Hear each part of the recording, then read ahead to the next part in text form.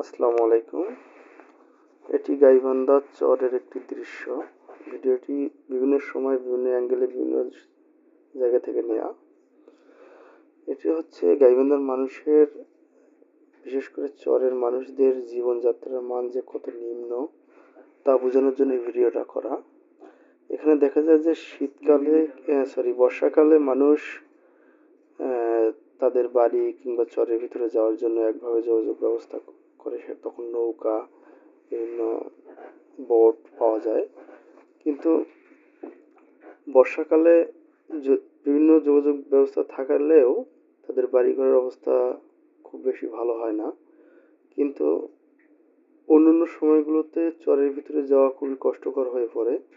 বিশেষ করে বাড়ির ভিতরে রিক্সা ভ্যান তো যায়ই না, মাইলের পর মাইল ঘাটা হেঁটে পথ পাড়ি দিতে হয়। মাঝে মধ্যে ঘোড়ার গাড়ি পাওয়া যায়, যেটা যদিও সেটা সবসময় পাওয়া যায় না।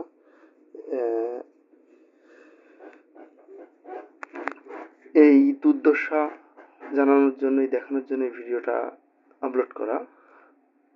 আশা করি ভালো লাগবে।